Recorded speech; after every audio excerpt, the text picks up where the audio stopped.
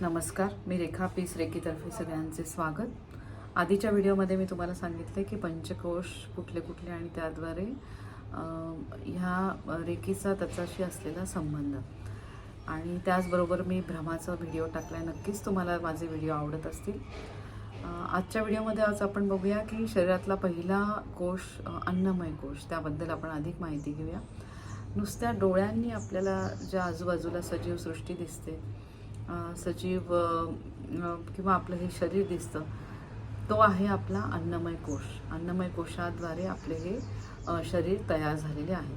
आपण जे काही अन्न ग्रहण करतो त्याद्वारे हे शरीर तयार होते. म्हणजे आपण किती विचारपूर्वक अन्न ग्रहण करायला पाहिजे हे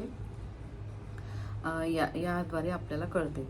तर अन्नमय कोश, जसा तुम्ही आहार घ्याल त्याप्रमाणे तुमचे अन्नमय कोशाच्या वर आहे प्राणमय कोश, कारण त्याद्वारे तुमचे प्राण म्हणजे प्राणशक्ती वाहत असते. तर किती विचारपूर्वक तुम्ही म्हणजे अन्नमय कोशाचं पोषण होण्यासाठी त्याप्रमाणे अन्न ग्रहण करायला पाहिजे, हे किती गरजेचे आहे. तर बघा, आपण जवळपास रात्री झोपतो आणि सकाळी उठतो, जवळपास 6 ते 7 तासानंतर आपण उठतो, आणि त्यावेळेस आपल्या शरीराला किती गरज असते चांगल्या गोष्टींची. म्हणजे आपल्या ह्या शरीराचा जर आपण विचार केला तर किती गरजेचं आहे आपण चांगल्या गोष्टी घेणं.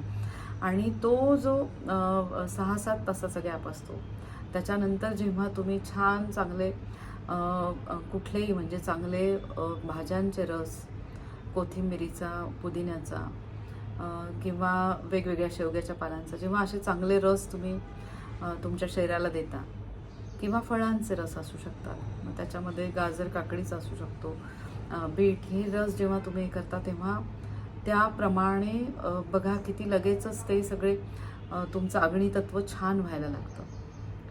किंवा ज्याला अमृतफळ आपण म्हणतो, आवळ्याचा रस जरी तुम्ही घेतला तर ते तुमच्या शरीरासाठी किती चांगले आहे.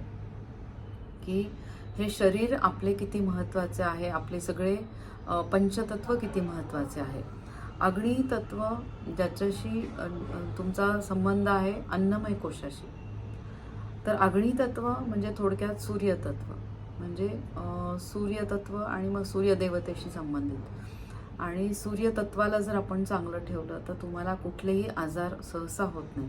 कारण अग्नितत्वावर विसंबून आहे तुमचे जलतत्व, मग पृथ्वीतत्व, वायुतत्व आणि आकाशतत्व. तुम्ही जर व्यवस्थित चांगले अन्न ग्रहण केले, अग्नितत्वाला सक्षम ठेवलं, अर्ध्याधिक आजार तुमचे तिथेच म्हणजे नाहीच होत तुम्हाला, जेव्हा तुम्ही अग्नितत्व तुमचं सक्षम ठेवता. मग त्या याच्यावर आहे तुमचं जलतत्व. तुमचं अग्नी व्यवस्थित काम करत असेल तर आपोआपच जल पण तुम्ही छान प्राशन करता आणि जलतत्व चांगलं राहायला मदत होते. मग जेव्हा व्यवस्थित पाणी पिता त्यावरच मग वायुतत्व अवलंबून आहे. वायू तुमच्या शरीरात तयार होत नाही, मग त्याद्वारे तुमचे पृथ्वीतत्व पण सक्षम होते. म्हणजे तुमचं जर अन्नाचं पचन व्यवस्थित होत असेल तर जे काही तुम्ही अन्न खाल्लेलं आहे व्यवस्थित त्याचं पचन होऊन त्याचं विसर्जन क्रिया व्यवस्थित होते. म्हणजे तुमचं पृथ्वीतत्व छान काम करायला लागतं आणि त्याद्वारे तुम्हाला चांगलेच विचार यायला लागतात. हे झालं तुमचा आकाशतत्वाशी संबंध. तर इतका हा छान म्हणजे इतकं हे आपले एक एक महत्त्वपूर्ण कोश आहेत. आणि त्यातला आहे अन्नमय कोश. जे स्थूल शरीर आहे त्या स्थूल शरीराची सगळ्यांनी खूप काळजी घ्या आपले ह्या. आणि त्याद्वारे बघा तुमची प्राणशक्ती, ही वैश्विक शक्ती भरभरून कशी तुमच्या शरीरातनं व्हायला लागते, आणि तुमचा प्रत्येक दिवस तुम्हाला किती छान जायला लागतो. आपण कष्ट कशासाठी करतो की आपल्याला छान चांगलं अन्न मिळावं आणि चांगली राहायला जागा मिळावी. सगळं म्हणजे आपण अन्न, पाणी, निवारा म्हणजे या सगळ्याचा आपण विचार करत असतो. तर तो विचार जेव्हा आपण चांगला करतो तर मग आपल्या शरीराचा आपण का नाही विचार करायचा. जे आपण रात्रंदिवस कष्ट करत असतो आपल्या घरातल्या लोकांसाठी वगैरे, तर जर आपण चांगलं अन्न ग्रहण केलं, आपण स्वतःला आपल्या सक्षम ठेवलं, आपली चक्र सक्षम ठेवली या रेकीद्वारे, तर बघा आजारपण आपल्यापासून लांबच राहतात. आपली कार्यक्षमता दिवसेंदिवस वाढायला लागते आणि आपले शरीर अगदी व्यवस्थित काम करायला लागतं. त्याद्वारे आपण चांगलाच आहार घ्यायला लागतो.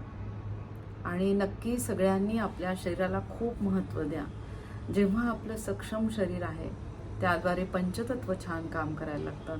आपल्या शरीराची क्षमता छान वाढते. त्याचबरोबर मानसिकदृष्ट्या आपण सक्षम होतो. जेव्हा आपण आपल्याला जर काही त्रास असेल तर ते विचार आपल्या डोक्यात असतात की अरे मला हा त्रास होतोय. पण तेच जर आपण म्हटलं की नाही, माझं शरीर खूप छान काम करतंय, मला कुठलाही शारीरिक त्रास नाही, तेव्हा ही प्राणशक्ती भरभरून व्हायला लागते आणि त्याच्यावर संबंधित आहे तुमचे विविध शरीरातले कोश. तर त्याबद्दल आपण अधिकाधिक पुढच्या व्हिडिओमध्ये जाणून घेऊया. माझा हा व्हिडिओ जर तुम्हाला आवडला असेल तर नक्की तुम्ही लाईक करा, माझ्या चॅनलला सबस्क्राईब करा आणि व्हिडिओ आवडत असेल तर नक्की तुमच्या जवळच्या लोकांना तुम्ही पाठवा. त्यांना पण ही माहिती मिळू द्या की आपलं शरीर कुठल्या कशा ह्याच्याने तयार झालेले आहे आणि ह्या वैश्विक शक्तीचा लाभ सगळ्यांना मिळू द्या. आणि तुमच्या जर काही शंका असेल तर नक्की तुम्ही कमेंट्समध्ये टाकू शकता. मलाही तुमच्या शंकांचं निरसन करताना बरं वाटेल. तर नक्की ह्या वैश्विक शक्तीचा सगळ्यांनी अभ्यास करा आणि जाणून घ्या ह्या मनुष्य योनीचे महत्त्व. एकही क्षण न वाया घालवता प्रत्येक क्षणाला या वैश्विक शक्तीचे खूप आभार म्हणा आणि ह्या वैश्विक शक्तीचे आशीर्वाद माझ्या रेकी गुरु वासंतीताईंचे आशीर्वाद जसे मला मिळत आहेत तसे सगळ्यांना मिळू दे ही माझी श्री स्वामी समर्थ चरणी मनापासून प्रार्थना.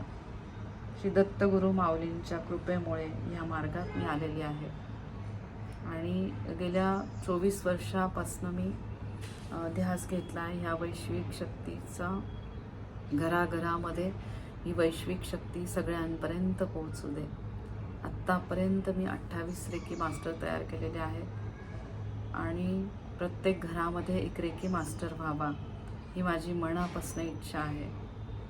माझ्या रेकी फॅमिलीतले रेकी मास्टर ते पण अगदी म्हणजे मनापासून त्यांचंही कार्य सुरू आहे.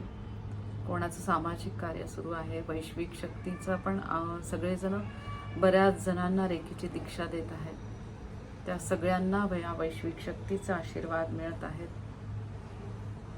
या वैश्विक शक्तीचा आशीर्वाद मला माझ्या 20 रेकी फॅमिलीतल्या प्रत्येकाला आणि जे जे रेकीच्या मार्गात आहेत त्या सगळ्यांना मिळत आहेत, मिळत राहणार आहेत.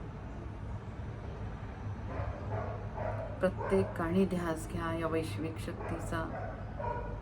श्री स्वामी समर्थ. जय जय स्वामी समर्थ.